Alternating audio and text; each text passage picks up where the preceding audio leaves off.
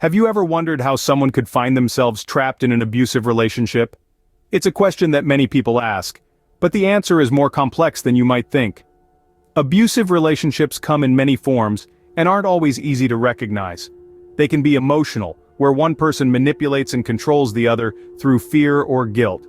They can be physical, with one person using force or the threat of violence to maintain power. They can even be financial, with one person controlling all the resources and leaving the other person dependent and vulnerable. And here's the thing. Anyone can find themselves in an abusive relationship regardless of gender, age, or social status. It's not about weakness or a lack of judgment, it's about manipulation, control, and a dynamic that can be incredibly difficult to break free from. Recognizing the signs of an abusive relationship is the first step towards escaping it. Now that we've identified the signs of an abusive relationship, what's next? It's time to acknowledge and accept. This is a crucial step on your journey to freedom. Acknowledging means understanding that you are in an abusive relationship. It's about recognizing the signs we've discussed and admitting to yourself that this is indeed your reality. Now, accepting is a different beast. It's about facing the truth that for your own safety, you need to leave. This process can be challenging. It's not something that happens overnight. It requires patience, time, and a whole lot of courage. Remember, you are not alone. Reach out and seek support during this time. Trusted friends, family, or professional counselors can provide invaluable assistance. They can give you strength, comfort, and practical advice as you navigate this difficult period. Acknowledging and accepting the reality of your situation is a crucial step towards reclaiming your freedom. Preparing to leave an abusive relationship can be a daunting task. But where do you start? It all begins with a safety plan.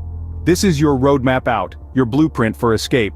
It's crucial to gather all your important documents, whether they're identification cards, birth certificates, or legal papers. These will be the keys to rebuilding your life once you're free. Securing your finances is another critical step. Try to set some money aside, even if it's just a little at a time.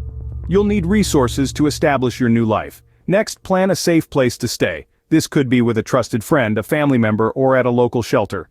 Remember, your safety is paramount, so choose a place where you feel secure. Don't hesitate to reach out to local resources or hotlines for help with this process. There are people ready to support you during this difficult time.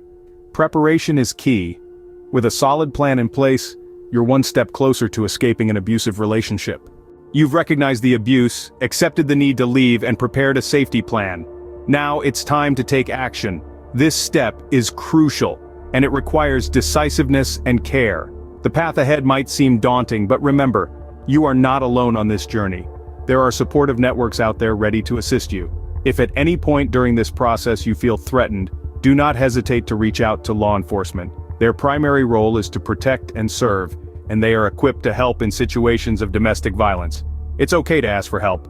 From friends to family, to professional organizations, there are people who genuinely care about your safety and well-being.